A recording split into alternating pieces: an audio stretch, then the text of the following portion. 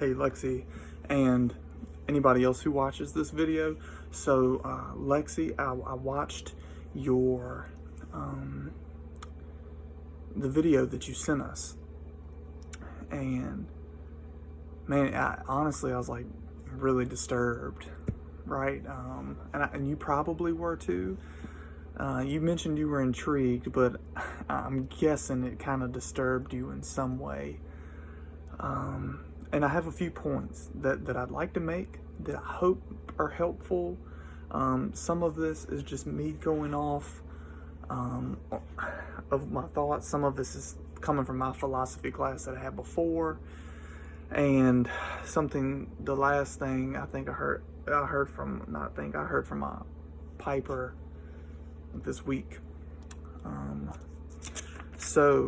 About morality and people being able to be moral without God, or they're talking about atheists being able to have this good morality or things like this. So for one, I think we could say that anything that not done from faith is sin. The Bible says this. I forget exactly which chapter verse, but you can type it in, you'll find it. Anything that's not done from faith is sin. I think naturally you could say that man is very prideful and self-seeking, and that just flows into many different things. So how can we really say of why the people do the things that they do when we don't know their hearts? So that, I'm hard to say a matter of fact on if the atheist says I'm loving this person. Well, for one, it's not for God or for His glory. It's just the end of a means of itself, and in that the goodness they don't go very far, if you could even call it good. So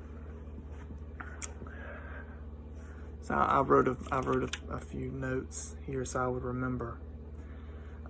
Secondly, I hope this video, by the way, I hope it is able to send. Secondly, when talking about Christians either doing their good deeds to either escape hell or receive heaven, I would point to the command that Jesus gave, that if you love me, you'll keep my commands. So I think that kind of knocks out that argument, at least that part. I don't think believers love because they've been loved. I think that's a passage too. And then Jesus says, if you love me, you'll keep my commands.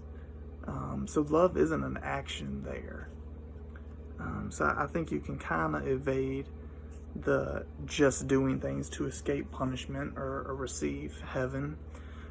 Truly, you can't do things to get it. Of course, it's faith, and faith is received from God. We talked about it in either campaigners or leadership, that faith is literally means to be persuaded by. And Jesus says in John 6:44 that no man can come to me unless the Father who sent me draws him. And we could go further into that. I won't today, though. Next, as far as the divine command theory goes, and this won't be 25 minutes, I promise. As far as the divine command theory goes, so this is something that I may butcher a little bit, but we talked about it in my philosophy class, well, my teacher did anyway.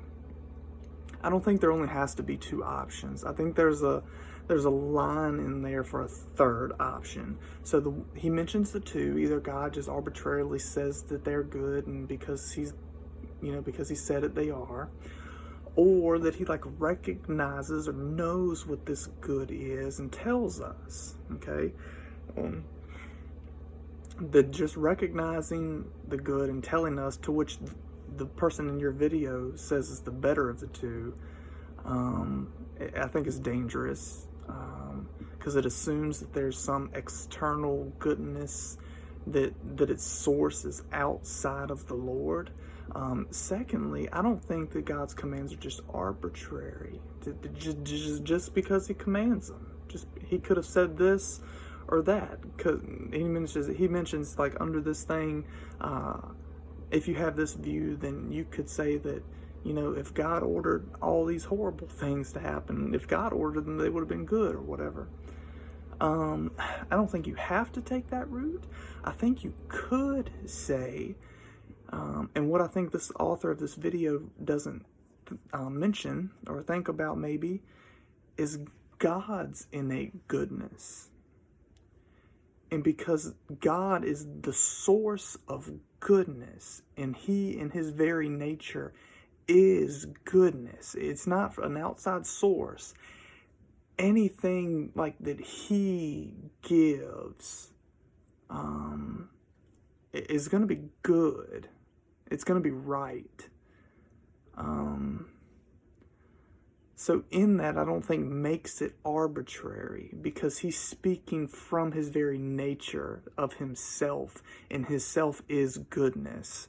So I think there's a fine line for a third option there that the author of that book doesn't mention. I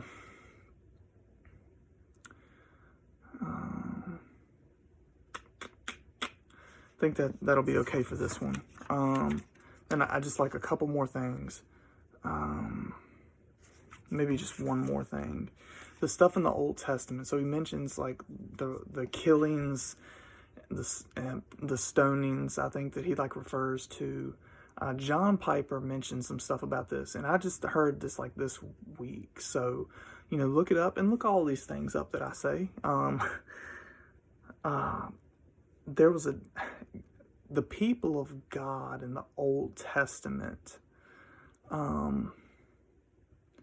God gave them the authority to carry out his punishments in a way.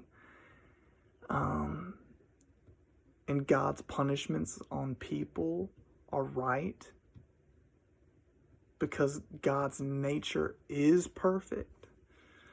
And to say, like, I think you mentioned something about Jews today, like reading the text a little bit differently, like not literal or whatever. I think there's a danger of that. I think they can read them literally, but if they were to practice them, they would be in sin, because that was for a specific people at a specific time, specific place. Was for this people of Israel there.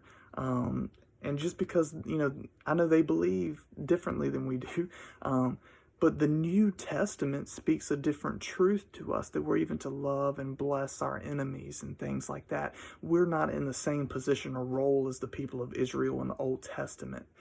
So I think there's a little hole in the argument there too. I'm done. So I hope this was I hope it was helpful. These are some of my thoughts and other people's thoughts on the video that you shared. So yeah.